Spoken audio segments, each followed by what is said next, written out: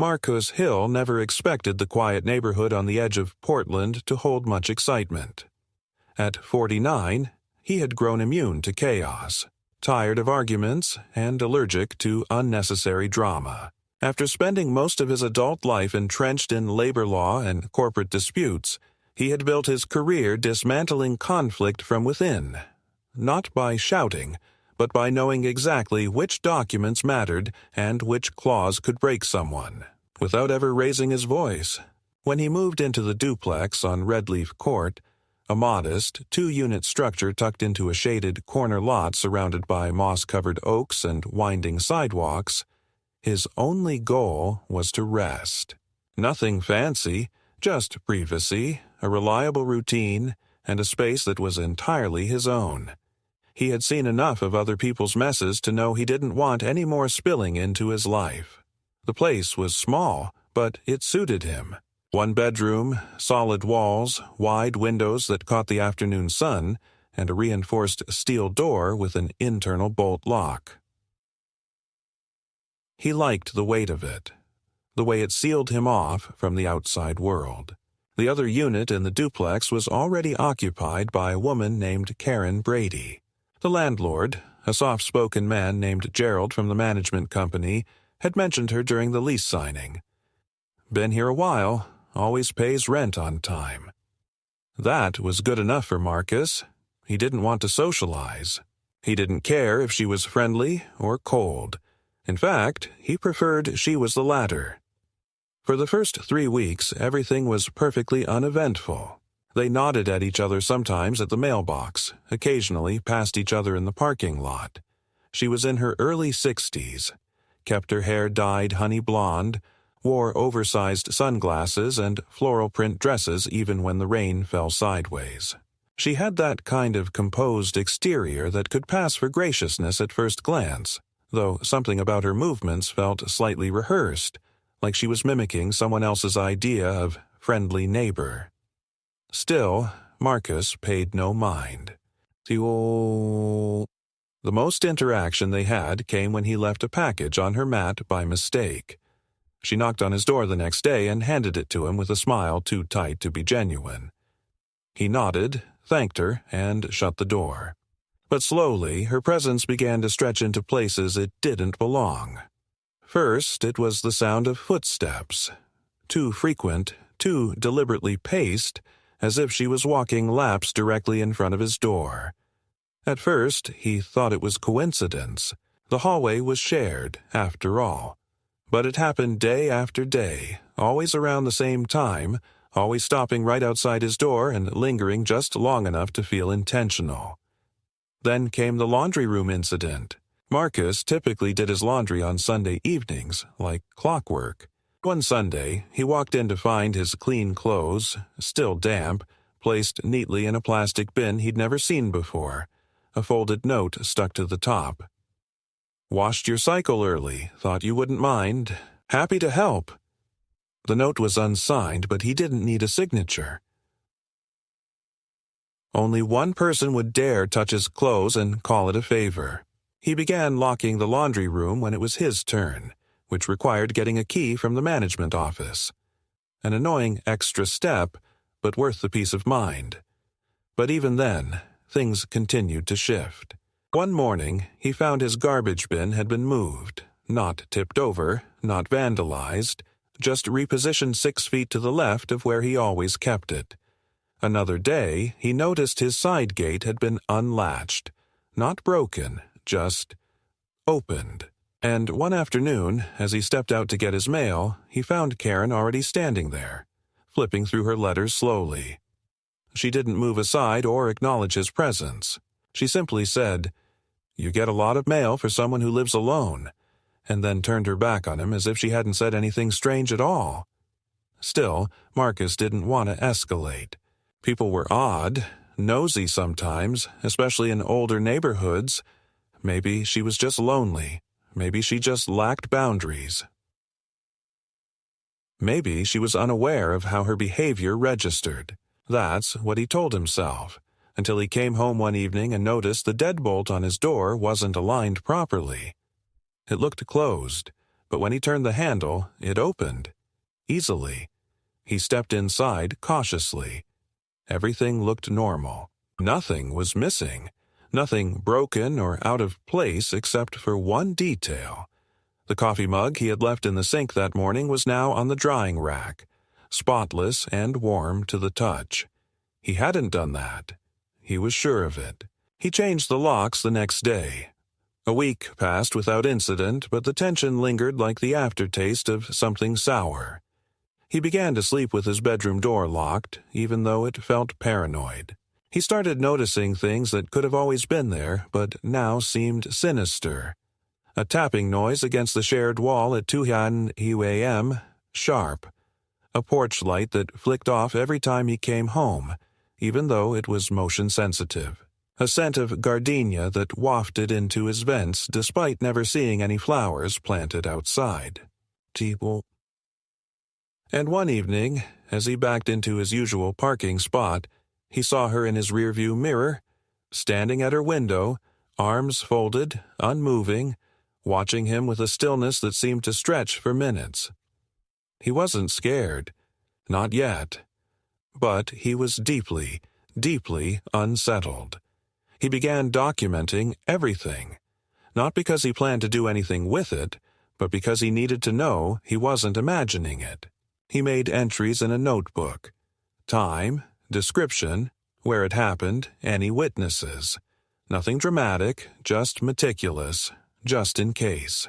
He even installed a reinforced secondary lock on his bedroom window, then reinforced the door frame with longer screws. Not because he thought she'd break in, just as a precaution. It was the same instinct that had served him during arbitration hearings. Assume the worst quietly, and you'll never be caught off guard. Then came the morning that shifted everything. He was getting ready for work, dark slacks, white shirt, coffee on the stovetop, when he opened his front door and froze. Sitting directly in front of it was a cardboard box. No shipping label, no tape. Just a square box with a floral lid and a piece of pink ribbon tied around it. He looked up. The hallway was empty. He looked down again, hesitated, then brought the box inside and placed it on the table. Inside, 2 homemade muffins, a small note, and a single photo. A Polaroid of his front porch taken from a low angle, clearly at night. The note read, "Everyone needs someone watching out for them. You're lucky it's me." That was the moment Marcus stopped giving her the benefit of the doubt. That wasn't neighborly. That wasn't harmless. That was a line being crossed with both feet. It didn't matter that there was no direct threat. The photo alone said more than words ever could. She'd been on his porch at night, close enough to take a picture, close enough to leave a box, and quiet enough that he hadn't heard a thing. He called the management company and asked who owned her unit. They said she was renting from an absentee landlord based in Texas. He asked for their contact information. They said they weren't authorized to give it out. He asked what his options were if he had a problem with a fellow tenant. They said he could submit a written complaint and wait for a response. Marcus didn't yell. He didn't argue. He simply hung up and opened a clean page in his notebook. Because now, this wasn't just about privacy. It was about control. And Marcus Hill never lost control. Marcus didn't make a habit of acting impulsively, and certainly not when it came to conflict. He had learned over years of negotiations and litigation that measured steps, not flaring tempers, were what resolved problems or crushed them. But this wasn't a professional dispute. It was his home, his privacy. And something about this situation had begun to activate parts of him that had been dormant for a long time. Instincts honed not in courtrooms but in the space between legal, language, and real human malice. That photo of his own porch kept flashing in his mind like an afterimage burned into his thoughts. He had slept poorly since receiving it, waking to every creak in the floor, every shifting shadow outside. What disturbed him most wasn't the intrusion itself, but the calculated calmness of it. Whoever left that box, and he had no doubt it was Karen, wanted him to know she'd been there, wanted him to feel her presence like a hand on the back of his neck. It wasn't madness. It was orchestration. Marcus began making copies of all his notes. He scanned each page, backed them up on a cloud account and an external hard drive, and stored the physical journal in a fireproof safe under the bed. He started setting routines not out of habit, but out of strategy. He parked in different spots along the curb instead of his usual space. He varied the times he left for work, and he entered through the back gate some nights just to keep any watchers guessing. At work, he kept to himself, but his mind wandered more often. His emails sat longer before replies. He read the same pages of contracts twice, not because they were complex, but because his attention couldn't anchor. What if she had a key? What if the landlord was careless with copies, or worse, complicit in ignoring tenant safety? The locks were changed, but she had been inside once. That he knew, and there was no telling what else she might have touched or seen. Marcus called the locksmith again, this time requesting a double-cylinder deadbolt, keyed both inside and out. When asked why, he said flatly, "Security." That same evening, he found a sticky note folded and wedged beneath his windshield wiper. It read, "Double locks can't stop what's already inside." No signature, just handwriting. Neat, tight cursive that slanted slightly right. He didn't call the police. He already knew what they'd say. No proof, no damage, no threat. Besides, he wasn't going to be that guy. He had seen what happened to people who ran to authority too early. It gave the other party time to pivot, to prepare, and, worst of all, to retaliate legally. Marcus needed leverage first, and to get it, he needed to know more. But he wasn't going to play detective. He didn't have the time or the arrogance to believe he could outsnoop someone who clearly thrived on this sort of manipulation. Instead, he took a step back and reevaluated the power dynamics. He wasn't powerless, not in the slightest. The most effective pressure point wasn't her. It was whoever owned the lease she lived under.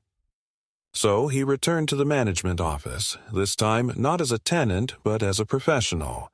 He brought his credentials, business cards from his consulting firm, and framed his request not as a complaint but as a financial inquiry. Hypothetically, he said with the same tone he used to use when onboarding clients, if someone wanted to expand ownership interest in the property, perhaps acquire a tenant lease in good standing for portfolio value, who would be the person to speak with? He didn't smile. He didn't blink too much. He knew how to sit in silence until people filled it with answers. After a moment, the assistant shifted in her chair and said, "That would be Susan Whitmer. She owns Unit B, lives in Austin. We manage it on her behalf." Marcus nodded once. "Would you happen to have a contact for Ms. Whitmer's business office?" The assistant paused. "We don't usually—" "Of course," Marcus said smoothly. "But I'm sure she'd be interested in a conversation about preemptive property equity liquidation. Just pass along my firm's name." The next morning, he received an email. The subject line was simple. Lease Inquiry, Unit B. The message was even simpler. I'm open to offers. The current tenant has been a handful lately. Let me know your number. Marcus didn't rush. He responded the next day with a formal proposal. Clean, professional, above board. He offered a fair price, not a lowball, not an insult, but enough to move the conversation forward. What mattered most was the fact that she was willing to talk. That gave him more than leverage. That gave him the future. But while he was working the back channels, the front ones were crumbling. Karen escalated. Subtly, but deliberately. His mail began arriving late, some envelopes already torn. He reported it to USPS, but they shrugged it off. Sometimes mail gets caught in the machines. He stole... One morning he came out to find his tire pressure dangerously low on all four wheels. Not slashed, not punctured, just bled out with precision. The kind of act someone does to remind you they're close, watching, and patient. Then came the trash incident. Marcus had never forgotten to bring in his bins, ever. But one morning he found his garbage overturned, bags sliced open, contents spread across the driveway in perfect rows like some sort of forensic diagram. There were no cameras on that side of the house, and the building had no community surveillance. He cleaned it up without calling anyone. That was her game. Provoke a reaction. Pull him out of himself. But Marcus wasn't going to give her that satisfaction. Not yet. The email negotiation with Susan Whitmer continued over the next week. By Friday, she agreed to terminate Karen's lease early under mutual release, provided Marcus covered the difference in lost rent and paid for basic cleaning. The amount wasn't pocket change, but it was worth it. Marcus requested the agreement be formalized in writing. Susan sent over the documents by courier the next day. The moment he received them, he signed without hesitation and returned them with expedited delivery. It was done, legally and cleanly. Karen's time in Unit B was coming to an end.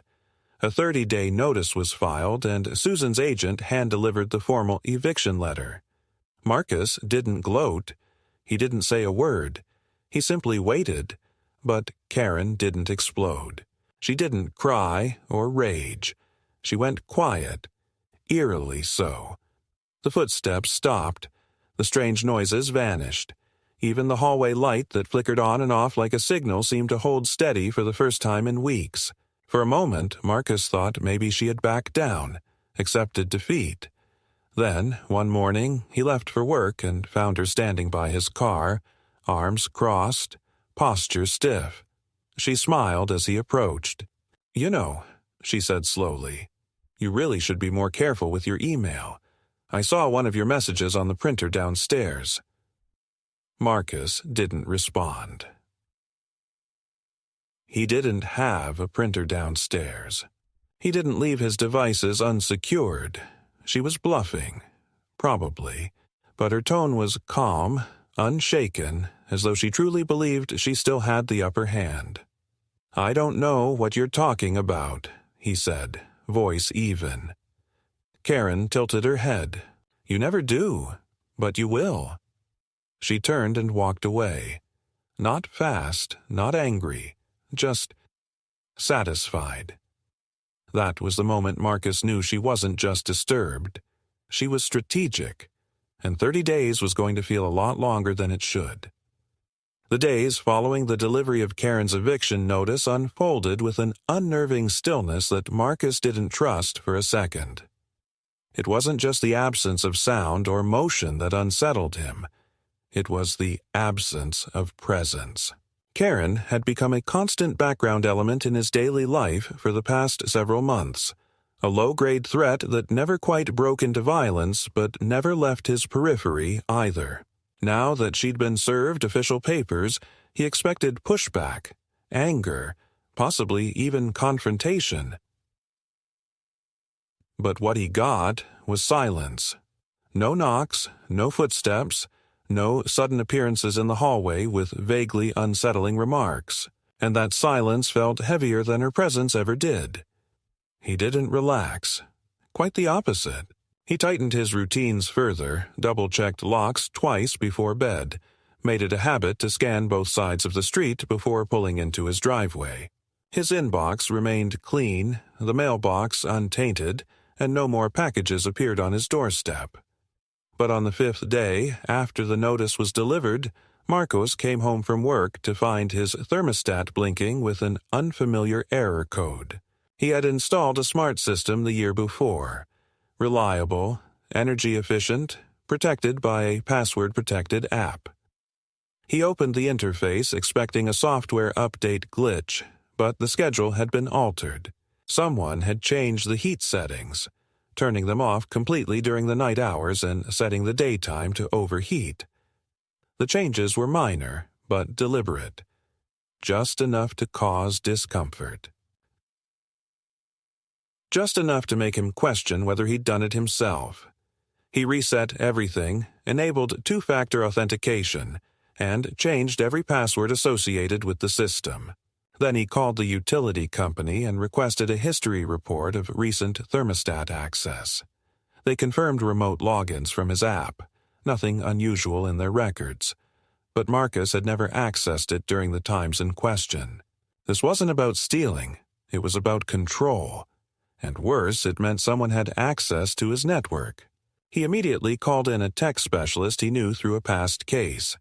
A cyber forensics consultant named Trevor, who owed him a favor from a union arbitration in 2019. Marcus explained the situation briefly and carefully, leaving out names and unnecessary dramatics. Within 48 hours, Trevor came by under the guise of a home automation service and ran a discreet audit. The results were subtle but damning. There was a cloned MAC address within range of Marcus's router. Someone had created a shadow device to mimic his thermostat's network ID. That required proximity and time, which meant only one thing. Karen had either done it herself or had someone do it for her. Trevor offered to help set up a hardened firewall and isolate the router on a different frequency, which Marcus agreed to. They also disabled all external connections to the smart system. That same night, Marcus sat in his dark living room with only the hallway light on, not to read or relax, but to watch. And at 2:13 a.m., as if summoned by his vigilance, he heard movement. Not outside. Inside. A floorboard shifted near the laundry room, the soft kind of creak a building makes under a person's deliberate weight. He stood slowly, barefoot, every muscle in his body tensed with cold clarity, and moved toward the hallway. There was no sound now, no footsteps, no doors opening or closing. But the back lock, the one to the side entry utility door, was no longer fully latched. Marcus didn't confront. He didn't speak. He simply bolted it shut, reinforced it with a portable deadbolt jam bar, and went back to his desk. At 6:30 a.m., he called the locksmith again and scheduled a total hardware upgrade for every entrance. No expense spared. The next day, a subtle retaliation followed. Every one of his outdoor light fixtures had their bulbs removed. Not smashed, not stolen, simply gone. He found them, neatly arranged behind the hedge that separated the driveways. Like breadcrumbs. Like a message. Karen said nothing during this period. She remained indoors or unseen, but her car moved. Lights flicked on and off in her unit. Packages arrived. She had not disappeared. She had just gone to ground. And that, Marcus realized, was worse than if she had screamed at him in the hallway. Silence meant she was planning. Silence meant she wasn't finished. And then the building management got involved. Marcus received a voicemail from a regional manager named Nolan Chang. Polite, apologetic, but firm. There had been a formal complaint filed against him for creating a hostile living environment and interfering with another tenant's quiet enjoyment. The claim was broad and vague, citing persistent surveillance behavior, door slamming, threatening presence. It was, of course, completely fabricated, but Karen had played her hand well. The language of the complaint was just neutral enough to trigger a compliance review. The management would now be forced to investigate. Marcus scheduled a formal response. He submitted a carefully written statement, accompanied by copies of the lease termination letter, photos of the packages, the anonymous notes, and a summary of the strange activity. Not accusatory, but factual, focused on safety and property boundaries. Still, he knew how these things worked. Property managers weren't interested in justice. They were interested in risk mitigation. If the situation escalated publicly, their job was to defuse it by removing the more replaceable of the two tenants. The following week, Marcus noticed an increase in pedestrian traffic outside his unit. Strangers stood longer at the mailboxes. One woman he didn't recognize walked past his porch 4 times in a single morning. A man leaned on the hood of his car as if waiting for someone. When Marcus approached, the man simply said, "Wrong address," and left. These weren't neighbors. These were Karen's proxies. People meant to be seen but not questioned. People meant to tell him, "You're being watched now, too." Inside the building, petty sabotage escalated. A package containing Marcus's new business laptop arrived slashed open, contents removed and replaced with a bag of shredded newspapers. The delivery record showed it had been signed for. Not by him, not at his door. He filed a report with the carrier, then followed up with the building. No one admitted anything. The security footage malfunctioned that day. Karen said nothing. She didn't need to. Then came the false welfare check. At 3:45 p.m. on a Wednesday, 2 uniformed officers arrived at Marcus's door. Someone had called in concern over erratic behavior and shouting heard from his unit. Marcus, calm as ever, invited them in. There was no mess, no signs of distress, no evidence of any event remotely fitting the call. The officers apologized and left. But it was yet another mark, another brick in the wall she was building around him. A narrative, piece by piece. Marcus didn't retaliate emotionally. He knew how this worked. Karen was trying to provoke an outburst. Something she could record, something she could twist. He remained composed, quiet, precise. But he made one key decision. He retained legal counsel, not just for property law, a defense litigator who specialized in tenant harassment and defamation, a woman named Sheila Quinn who had a reputation for tactical brilliance and zero tolerance for emotional manipulation. After reviewing the evidence, Sheila said only one thing. "She's trying to bait you into slipping up. We're going to stay ahead of her." Together they prepared an affidavit of ongoing intimidation, preserving all records in legal format with notarized timestamps. Sheila also contacted the landlord directly, not through the management company, and made it clear that if Marcus faced retaliatory eviction or biased action, they would pursue damages. The threat was delivered with surgical precision. No bluffing, no theatrics, just consequence. As the legal front stabilized, the psychological front frayed. Karen began leaving her television on full volume at night, low-frequency static, not even programming. It seeped through the walls like tinnitus, constant and vibrating. He used noise-canceling headphones. She switched to knocking. Not on his door, on her own walls. Random intervals, short bursts. Impossible to predict, impossible to sleep through. And still, Marcus didn't break. But inside, something calcified. He wasn't just defending his home anymore.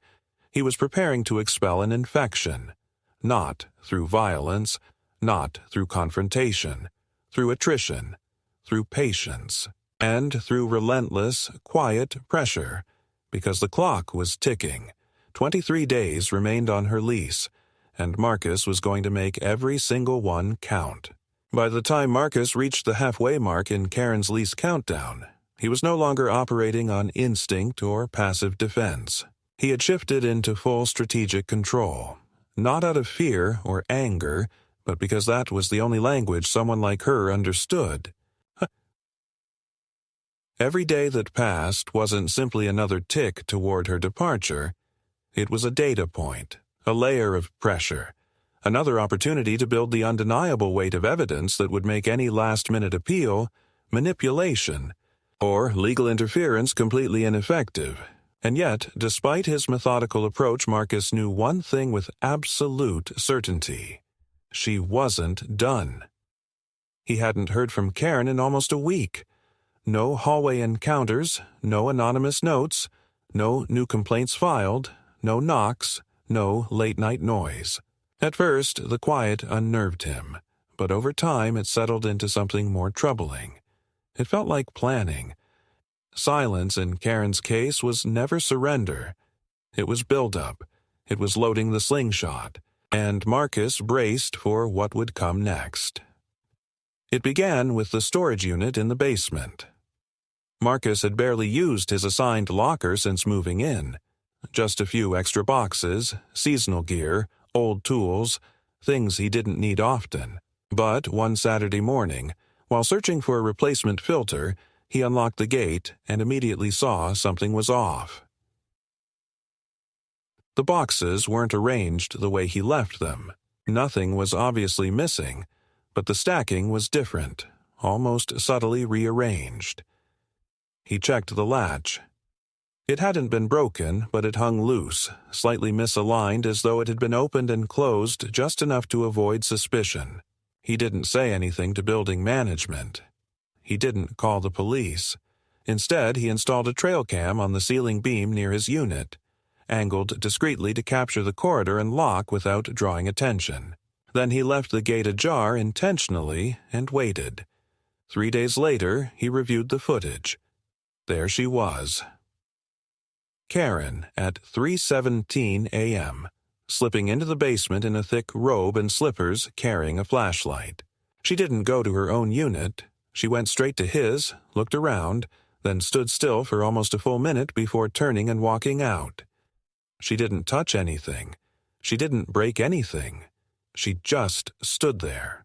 That video, time-stamped and stored in multiple formats, became the centerpiece of Sheila's next move. His attorney forwarded it directly to the landlord, not the management company, along with a notice of liability. The message was clear. If any further incident occurred, Marcus would hold them responsible for failure to protect tenant rights. The result was immediate. Not from Karen, but from the property owner. Susan Whitmer responded directly, apologizing for the situation and assuring Marcus she had instructed the management team to cooperate fully. Whether she meant it or just wanted to avoid legal heat didn't matter. Marcus now had pressure from above bearing down on Karen's presence. Her leash had shortened. But the most unexpected shift came that same evening when Marcus returned home to find a typed letter slid under his door. It wasn't unsigned. It was from Karen. She wrote in articulate, almost poetic language. No accusations, no threats. Just an eerie reflection on how some homes aren't meant to be shared, how walls remember, and how what's been claimed once doesn't always leave willingly.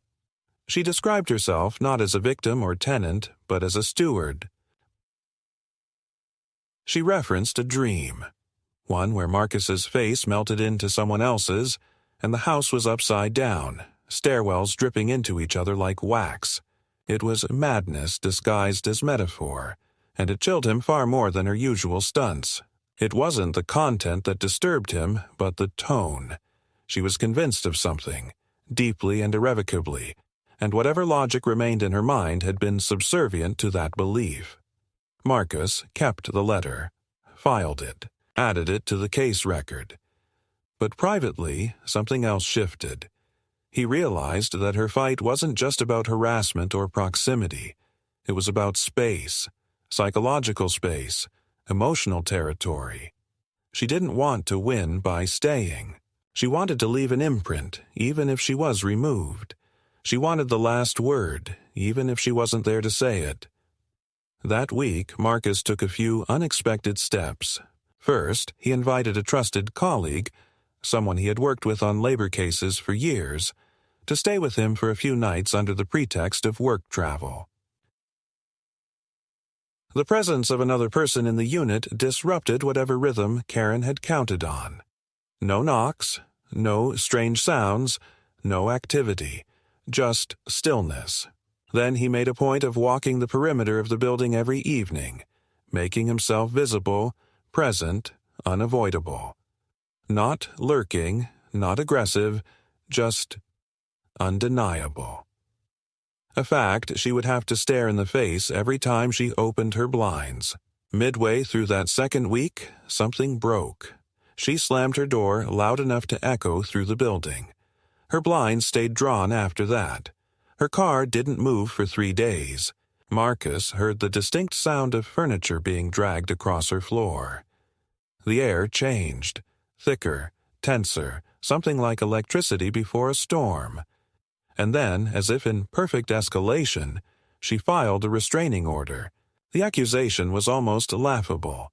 She claimed Marcus had been stalking her, that he had hovered near her windows, that he had left threatening notes, the very tactics she herself had employed.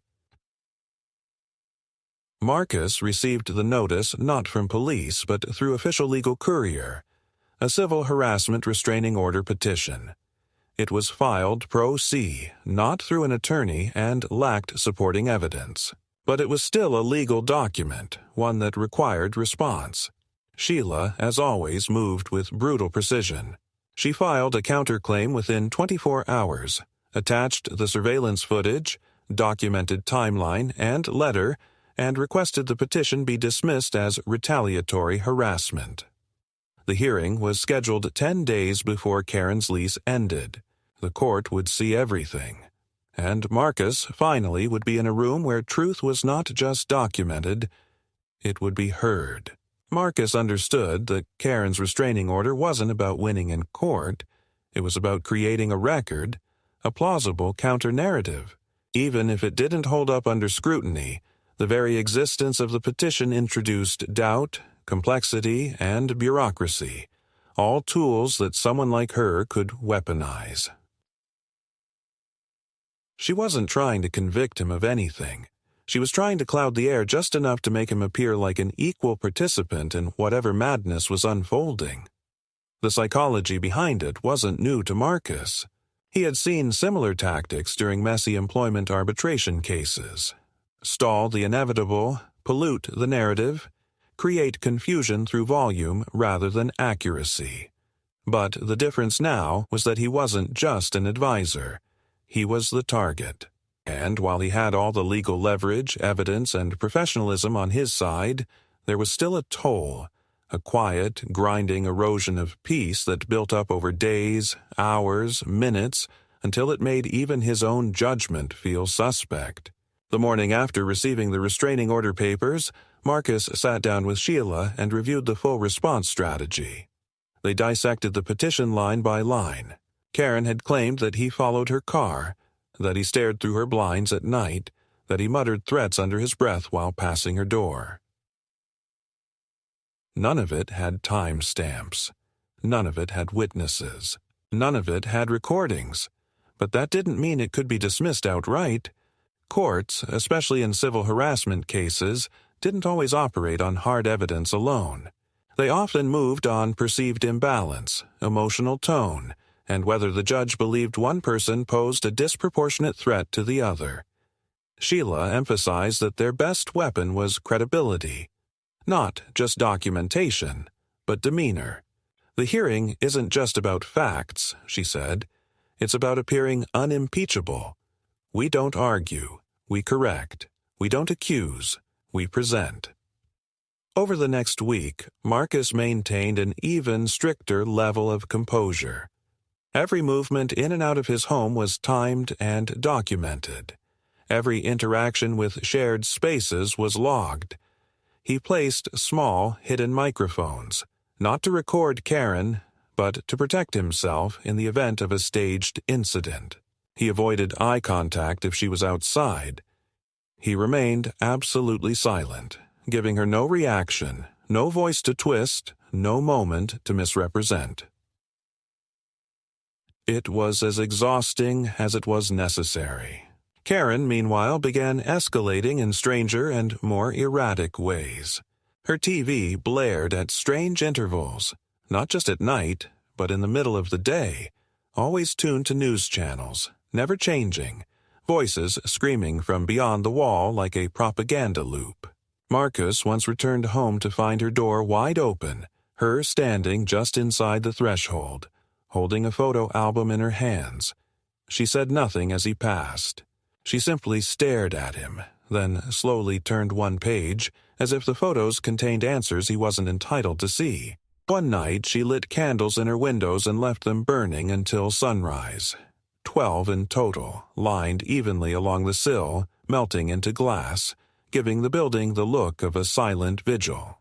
Marcus reported the fire hazard to building management, who claimed they couldn't intervene unless the flames were left unattended. "But she's home," they said, "so it's technically her right." He knew what she was doing. She wanted the environment around him to shift subtly toward the surreal. Not enough to be criminal, just enough to make him question reality, to make him appear obsessive if he tried to explain it to anyone else. It was gaslighting in the most clinical form, not through denial but through atmospheric distortion. Then came the letter. Not from Karen, not this time. It arrived via certified mail, addressed to Marcus from an entity he didn't recognize, a tenant advocacy nonprofit with no obvious connection to the building. Inside was a warning, allegations of harassment, mentions of vulnerable tenant intimidation, and an attached request that Marcus attend a restorative mediation circle. The letter wasn't enforceable. It wasn't legal. It was a pressure tactic. But it had Karen's fingerprints all over it. She had likely filed some vague complaint with a local activist group, painting herself as the elderly victim of a hostile, younger male neighbor. It was brilliant in its design. Used the language of protection to flip the narrative, to paint any resistance to her actions as aggression, any effort to defend himself as proof of guilt. Marcus declined the mediation and forwarded the letter to Sheila, who added it to the growing archive of indirect aggression. As the court date approached, Karen's behavior tightened into a dangerous rhythm. She no longer floated erratically through the halls or waited outside for him. Instead, she moved with purpose. He saw her speaking to other tenants, briefly but frequently. He noticed 2 of them, both younger women in their 20s, beginning to avoid him in the lobby. One of them pulled her phone out and began recording silently as he walked by. He didn't flinch. He didn't speak. But he knew exactly what had happened. Karen had begun planting seeds with others in the building, turning their silence into suspicion. She didn't need them to believe her fully, just enough to introduce friction, just enough to make Marcus look isolated, possibly dangerous, or at least not entirely trustworthy. Then the final blow came. 1 week before the court hearing, Marcus received an email from his employer's HR department. It was a formal notice informing him that a concerned third party had contacted them anonymously with allegations of workplace misconduct. The claims were vague: verbal aggression, inappropriate comments, hostile tone. But the damage wasn't in the content. It was in the implication. Someone, presumably Karen or someone working on her behalf, had reached beyond his home and into his professional life. Marcus wasn't suspended. HR handled it professionally, opened an internal inquiry, and allowed him to respond. But the message had been received. The war had spilled into his career. That night, Marcus didn't sleep. Not out of fear, but because he had finally reached the place where fear stopped being a factor. There was nothing left for Karen to touch that wasn't already under siege. His home, his name, his work. She had done everything short of physical violence to unseat him from his own life, and she had done it systematically. But what she failed to understand, what she could never understand, was that Marcus had built his life precisely to withstand people like her. Not just the noise, not just the slander, but the war of attrition. While she played at chaos, he built strategy. While she reached outward to find allies, he tightened his core. While she tried to infect his world with paranoia, he constructed something impenetrable: proof, patience, and process. The morning of the hearing, Marcus arrived early, immaculately dressed, organized, every document in a separate folder, every piece of evidence labeled and cross-referenced. Karen arrived 5 minutes before the session, wearing a cardigan too large for her frame and clutching a folder with no structure, just loose papers curled at the edges. She didn't look at him. She didn't acknowledge his presence. The courtroom was quiet, intimate, almost anticlimactic in its plainness. When the judge called the case, Marcus stood with Sheila. Karen stood alone, and then, for the first time in weeks, something happened that Marcus hadn't anticipated. Karen cried. Not performatively, not loudly, but genuinely. Tears welled in her eyes as she described the fear she said she felt, the anxiety, the sense of being watched that she attributed to Marcus. Her voice trembled not with hysteria, but with something that almost resembled grief. For a moment, brief but real, Marcus felt the needle shift. Not toward her story, but toward her experience. She wasn't just lying. She was consumed by whatever version of events lived in her mind. But then Sheila spoke. Calm. Controlled. She laid out the timeline, the letters, the footage, the paper trail. She didn't raise her voice or question Karen's emotional state. She didn't argue. She simply made the truth undeniable. When she finished, the judge asked one question: if Marcus had ever retaliated against Karen in any form. Sheila handed over a copy of the building's internal incident reports, all showing that Marcus had never initiated any contact. The judge dismissed the petition. Immediately, without delay. Karen's face didn't register surprise. She simply nodded once, as if she had expected it all along. The hearing ended. No fireworks, no confrontation. Just a quiet administrative conclusion. But as Marcus left the courthouse, he caught one last glimpse of her. She was sitting on a bench outside, not crying anymore, not shaken, just watching him. Her expression was unreadable. Not angry, not broken, just vacant, as if the war she had waged wasn't really against him, but against silence, invisibility, or perhaps herself. He didn't stop walking. He didn't look back. He didn't have to, because the last of her defenses had cracked, and now the only thing left between them was 7 days. And the lock on his door.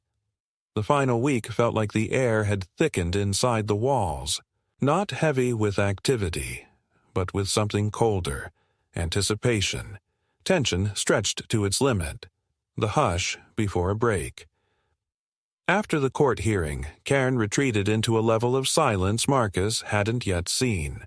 No lights flickering through her blinds, no shifting shadows in the hallway, no music, no television. Her mailbox remained untouched for 3 days. Her car stayed parked in the exact same spot, coated now in a fine layer of dust. But it wasn't peace. It was withdrawal. She had lost her legal footing, lost her hold on the narrative, and now she was drawing back like a creature wounded, but not yet dead, waiting for the perfect moment to lunge. Marcus didn't ease his vigilance. If anything, he moved with more precision, fully aware that people like Karen didn't exit cleanly. They didn't pack up and vanish. They left residue, made marks, created echoes. The closer the final day came, the more Marcus understood that her story wouldn't end with a moving truck. Something else was coming. 3 days before her eviction deadline, he received a call from the property's maintenance coordinator. Routine, seemingly. They needed access to the basement utility room, as there had been a reported smell of gas. The call wasn't suspicious by itself, but Marcus had already instructed the management office to alert him to any requests involving shared spaces. When he asked who reported the issue, the coordinator paused. "It came from Karen's unit," he said. "She said she smelled something near the vents." Marcus gave permission for access, but he left work early that day. He wanted to be home. He didn't trust coincidence anymore. When he returned, nothing seemed out of place, but as he stepped into his living room, he caught a strange, sweet scent in the air. Something unnatural, synthetic, cloying.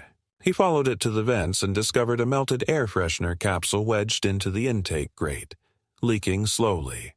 Non-toxic, maybe, but chemical. Placed with intention. He removed it carefully, gloved, sealed it in a Ziploc, and added it to his growing folder of physical evidence. Not for the police. Not for court. For himself. For understanding. For certainty that he hadn't imagined this descent. That evening, Karen broke her silence. She knocked.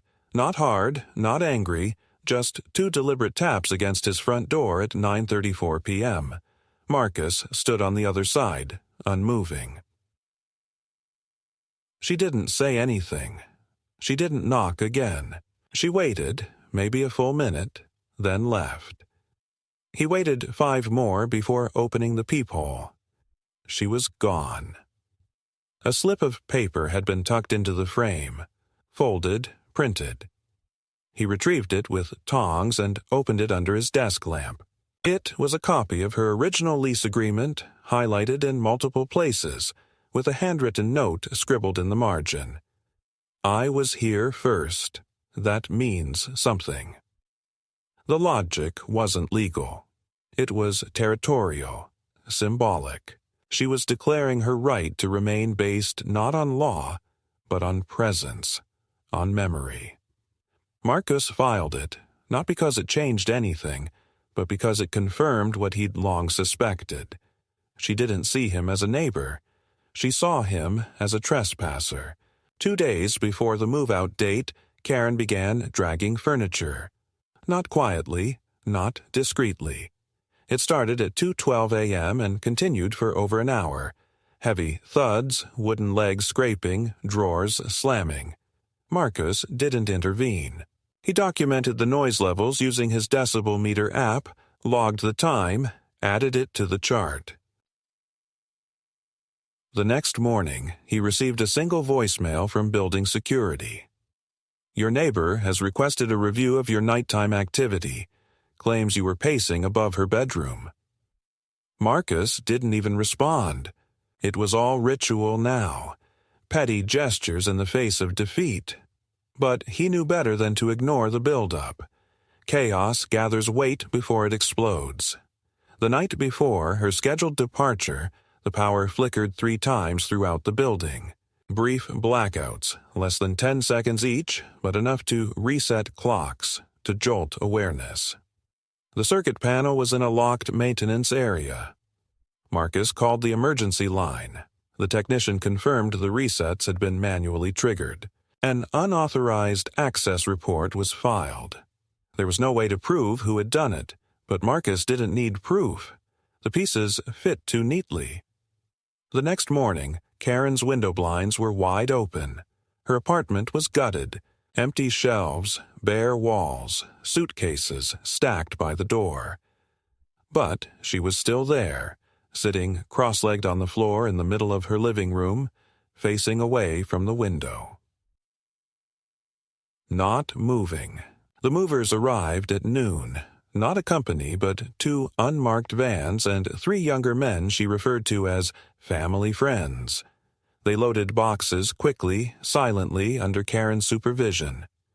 She didn't speak to Marcus. She didn't look his way. But as her front door finally shut behind the last box, Marcus saw her stand by the window one final time. She raised her hand. Not a wave, not a farewell, just a raised palm, held midair, like a signal frozen in time. Then she turned away, and the blinds closed. By 5 p.m., she was gone. But the story didn't end there.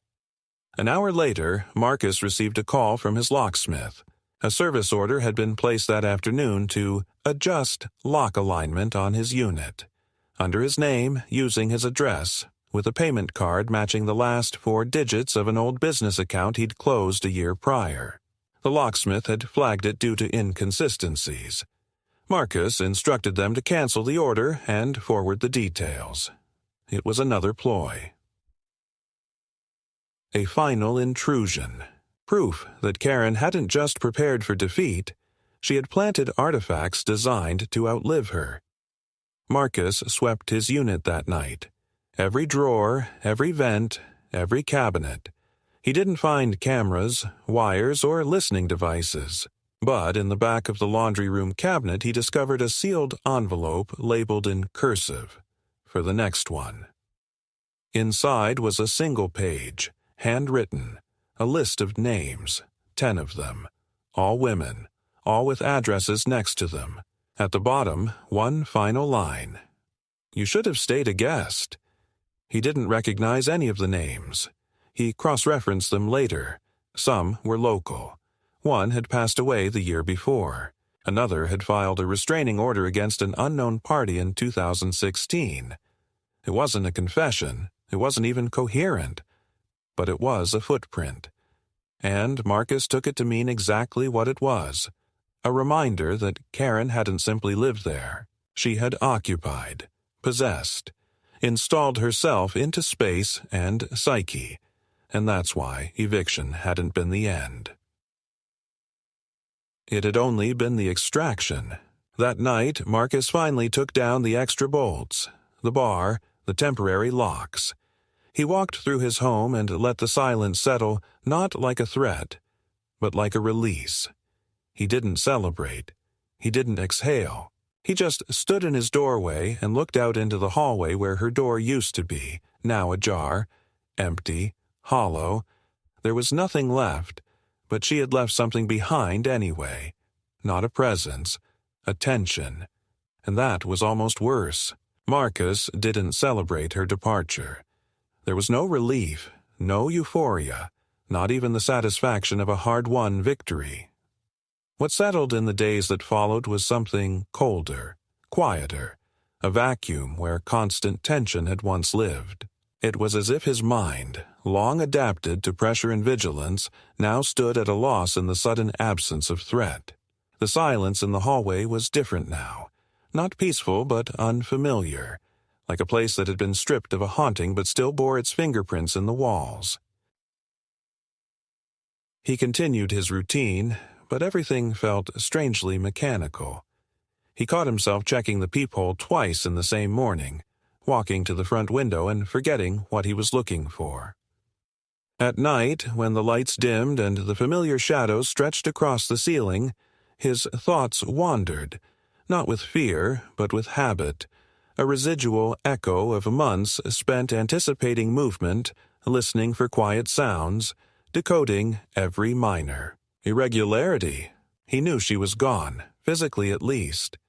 The apartment had been rekeyed, sanitized, its new lock system installed with digital records and alerts, all registered to his private cloud. The management office had sent confirmation of final turnover, along with a brief note thanking him for his patience during an unusual tenancy dispute. He didn't reply. What could he say? That patience had nothing to do with it. That this had never been about paperwork or property, but something deeper and far less manageable. The building itself still bore signs of her. Small things only he would notice. The slight scrape on the hallway wall where her dresser had been hauled out, the faint discoloration where her makeshift security camera once hung, the unusual wear, pattern on the stairs she always used. To everyone else, she was just another tenant who moved out under pressure. But Marcus understood that she had tried to root herself into the environment, and even after her departure, he felt those threads resisting the pull. It was the following weekend when he opened the envelope again, the one with the names. He hadn't shown it to Sheila or anyone else. It didn't contain a threat, not legally, not directly, but it haunted him. He spent the better part of Sunday morning researching each name again. One of them had filed a restraining order against a former landlord. Another had posted on an old forum about a neighbor who made her afraid to sleep. One had died in a fire that was never ruled suspicious, but the origin had been a scented candle left burning overnight. The connections were thin, speculative, maybe nothing. But they shared one thing in common. They all had lived in the Tri-County region in properties owned or managed by the same holding firm that had once listed Karen's former unit. Marcus didn't draw conclusions. He just archived it all. Saved, encrypted, time-stamped, because there was a pattern buried somewhere, and if it ever surfaced again, he wanted it documented. In the meantime, he re-established control of his space. The digital locks were integrated into his phone. He replaced the curtains.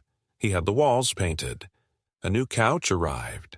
Not because he needed one, but because it mattered that he replace something. Reclaiming space, he realized, wasn't just about removing the person. It was about removing the impression they left. He even invited someone over, a former colleague passing through town. They drank coffee at the table near the window. She complimented the view, said the place felt peaceful. Marcus didn't argue. He nodded, smiled faintly, and let the word hang in the air. But peace wasn't simple restoration. It was reconstruction. And Karen, even in absence, had forced a change in him that wasn't going to vanish with fresh paint and new locks. He knew that what happened wasn't unique. Somewhere else, another tenant was waking up to the same dread, the same scratches on the surface of daily life that didn't bleed but never healed either. But what Marcus had done differently, what gave him a sense of quiet resolve now, was that he hadn't folded. He hadn't escalated emotionally or reacted impulsively. He had outlasted her not with fear, but with structure. He had removed her not by force, but by the very systems she thought she could manipulate. And maybe that was the legacy he could live with. Not a clean slate, not a happy ending, but the proof that even when you're targeted in the place you're supposed to feel safest, you don't have to become a victim to survive. You can take the hit, hold the line, and rebuild. You can own your space, not just legally but mentally, physically, completely. Karen never returned. Her mail was forwarded. Her name removed from the building records. A new tenant moved in 3 weeks later, a school teacher with a quiet demeanor and a rescue cat that sometimes sat on the windowsill. Marcus introduced himself, once politely, then returned to his rhythm. The hallway stayed quiet. The lights stayed on. And for the first time in months, the door behind him didn't feel like a barrier. It felt like a boundary, clear, firm, his.